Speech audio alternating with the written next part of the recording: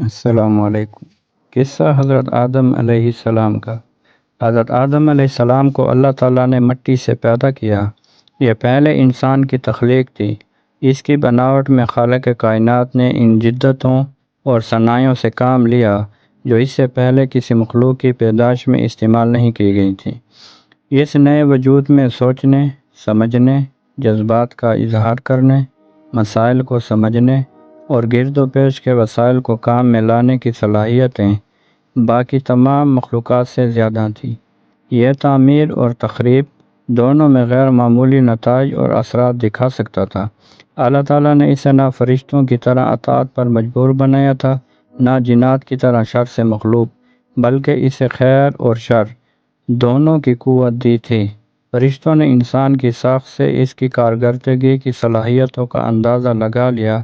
انہیں یہ بھی یاد تھا کہ اس سے قبل زمین پر آباد جنات کتنا فساد مچا چکے ہیں، اس لیے انہوں نے اللہ کی بارگاہ میں نیا مندانہ عرض کیا کہ اس کی جگہ حمد و ثناء اور عبادت کے لیے ہم حاضر ہیں۔ اللہ تعالیٰ نے فرمایا، میں جو جانتا ہوں وہ تم نہیں جانتے۔ انسان کو نیکی اور بدی دونوں کی قوتیں اس لیے دی جا رہی تھی کہ اللہ تعالیٰ دنیا کی تجرگاہ میں اسے آزمانا چاہتا تھا۔ اگر وہ بدی کی طاقت رکھتے ہوئے اللہ سے ڈر کے بدی سے باز رہے گا اور نیکی کی صلاحیت کو استعمال کرے گا تو کامیاب رہے گا۔ اگر اللہ تعالیٰ کو بھلا کر بدی کی صلاحیت استعمال کرے گا، نیکی کی قوت کو ترک کرے گا تو ناکام رہے گا۔ یہ راز اس وقت فرشتوں کو سمجھ نہیں آ سکتا تھا۔ حضرت آدم علیہ السلام کو پیدا کر کے اللہ تعالیٰ نے فرشتوں سے انہیں تعظیمی سجدہ کرایا تاکہ ساری دنیا پر انسان کی عظمت کا سکہ بیٹھ جائے۔ حضرت آدم علیہ السلام کی رفاقت کے لیے انسان کو ضعف نازک کو بھی پیدا کیا گیا۔ اس کی ابتدا حضرت حوا علیہ السلام سے ہوئی۔ دونوں کو مہمانی کے لیے جنت میں بھیج دیا گیا۔ دنیا کے پہلے مرد اور عورت نے جنت میں تھوڑا ہی عرصہ گزارا، مگر اس مختصر سی زندگی کا آرام، سکون انسانی روح کی گہرائیوں میں ایسا جذب ہوا کہ بعد میں آنے والا ہر انسان اپنے اندر جنت جیسی کسی جگہ میں جا بسنے کی زبردست خواہش محسوس کرتا رہا ہے، جہاں خوشیاں ہی خوشیاں ہوں، رنج و غم اور تکلیف کا نام و نشان نہ ہو، جہاں ہر خواہش پوری ہو اور ہر نعمت میسر ہو۔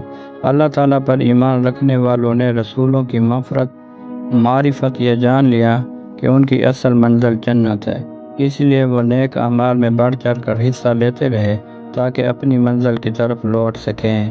اللہ پر اور اللہ کے رسولوں پر ایمان رکھنے والے وہ ہر طرح سے کامیاب ہوئے۔ حضرت آدم علیہ السلام کی وفات تک ان کی نسل کی تعداد 40,000 کے لگ بھگ ہو چکی تھی۔ یہاں ہمیں اچھی طرح سمجھ لینا چاہیے کہ پیدائش آدم علیہ السلام کا یہ قصہ جو قرآن مجید و احادیث میں بیان ہوا ہے، اس کی تائید تورات اور انجیل اپنی موجودہ تحریف شدہ شکلوں میں بھی کرتی ہے۔ اس سے یہ حقیقت بھی سامنے آتی ہے کہ ڈارون کا نظریہ ارتقاء اور انسان کے بندر کی نسل سے ہونے کا مفروضہ غلط ہے، جو تمام آسمانی مذاہب کے برعکس اور تاریخ سے متصادم ہونے کے ساتھ ساتھ عقل کے بھی بالکل خلاف ہے۔ اگر قدیم زمانے کے بندر ارتقاء کرتے کرتے انسان بن سکتے تھے تو دور حاضر کے بندر ہی کیوں رہے؟ انسان کیوں نہیں بنے؟ انسان ہزاروں برس میں کوئی اور مخلوق کیوں نہیں بن گیا؟ بلی شیر کیوں نہ بن پائی اور گدھا آج تک گھوڑے میں کیوں تبدیل نہ ہوا؟ حضرت آدم علیہ السلام دنیا میں آئے تو یہاں جنت جیسی نعمتیں اور آسائش تو نہ تھی، لیکن پھر بھی انسان کی ضرورت کا ساز و سامان موجود تھا، جیسے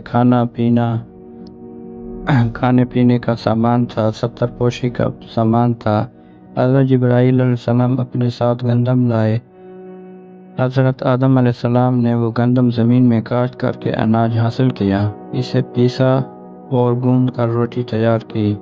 جنت سے نکالے جاتے وقت حضرت آدم علیہ السلام و حوا علیہ السلام نے درخت کے پتوں سے ستر پوشی کی تھی۔